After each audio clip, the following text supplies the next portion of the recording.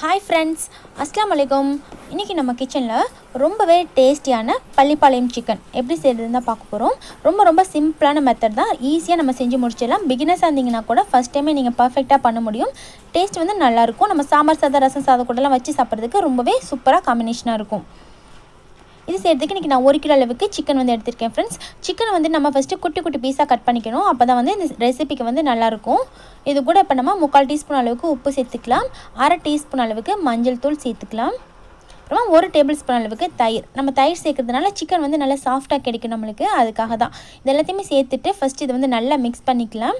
Mix பண்ணி ஒரு 1/2 hour மட்டும் இதை நம்ம ஃப்ரிட்ஜில் வச்சு எடுத்தோம் அப்படின்னா சிக்கன் வந்து நல்லா சாஃப்டாக சூப்பராக கிடைக்கும். அப்புறம் உங்களுக்கு ஃப்ரிட்ஜில் வைக்கலாம் டைம் இல்லை அப்படின்னா இது போல் மிக்ஸ் பண்ணி வச்சுட்டு நம்ம உடனே வந்து செய்ய ஆரம்பிச்சிடலாம். இந்த மாதிரி நம்ம சின்ன பீஸாக வந்து கட் பண்ணி வச்சுக்கணும். இப்போ பேனில் 3 டேபிள் ஸ்பூன் அளவுக்கு எண்ணெய் சேர்த்துக்கலாம். நம்ம வந்து நல்லெண்ணெய் இல்லைன்னா வந்து தேங்காய் எண்ணெய் சேர்த்து செஞ்சோம் அப்படின்னா நல்லாயிருக்கும் ஃப்ளேவர். இது கூட வந்து 1 டீஸ்பூன் அளவுக்கு கடுகு சேர்த்துக்கலாம்.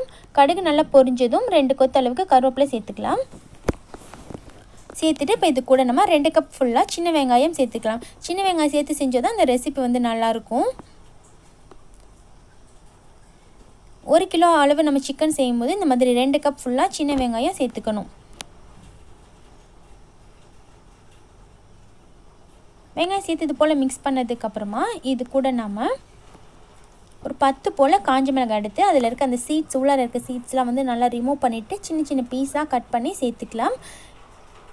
இந்த வரமிளகாயோடைய ஃப்ளேவர் தான் வந்துட்டு ரொம்பவே நல்லாயிருக்கும். நம்ம சீட்ஸ் எடுத்துகிட்டு செய்யும் பொழுது தான் வந்து காரம் வந்து ரொம்ப அதிகமாக இல்லாமல் இந்த மாதிரி நல்லாயிருக்கும்.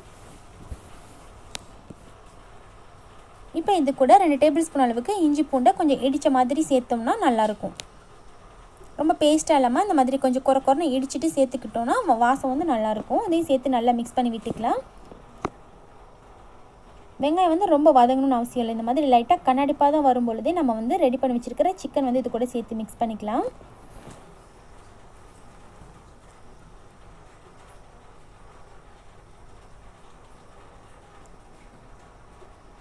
சிக்கன் சேர்த்துட்டு நல்லா ஃபுல் ஃப்ளேமில் வச்சுட்டு ஒரு 2-3 நிமிஷம் போல் இது போல் நல்லா மிக்ஸ் பண்ணி விட்டுக்கலாம்.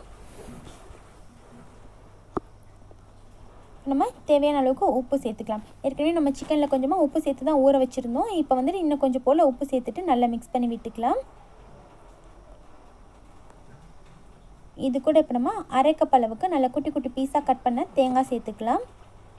சின்ன வெங்காயம், தேங்காய், காஞ்ச மிளகாய் இதோட ஃப்ளேவர் தான் வந்துட்டு இது இந்த சிக்கனுக்கே வந்துட்டு நல்ல டேஸ்ட்டும் நல்ல ஒரு வாசமும் கொடுக்கும். தேங்காய் சேர்த்து நல்லா மிக்ஸ் பண்ணதுக்கப்புறமா க்ளோஸ் பண்ணி வச்சிடலாம். இதில் வந்து நம்ம தண்ணியெலாம் எதுவுமே சேர்க்க தேவையில்ல. அதிலேருந்து ரிலீஸ் ஆகிற அந்த தண்ணியில் வந்து சிக்கன் நல்லா வெந்து வந்துடும். ஒரு 10 நிமிஷம் போல் க்ளோஸ் பண்ணி வச்சுட்டு இடையில வந்து ஒரு தடவை நல்லா மிக்ஸ் பண்ணி விட்டுக்கலாம். இப்போ பார்த்தோம் அப்படின்னா சிக்கன் வந்து நல்லா சாஃப்டாகவே சூப்பராக வெந்து வந்துருச்சு. லைட்டாக தண்ணி இருக்க மாதிரி இருந்துச்சுன்னா அதை வந்து நல்லா ஃபுல் ஃப்ளேமில் வச்சுட்டு நல்லா சுண்ட விட்டுடலாம்.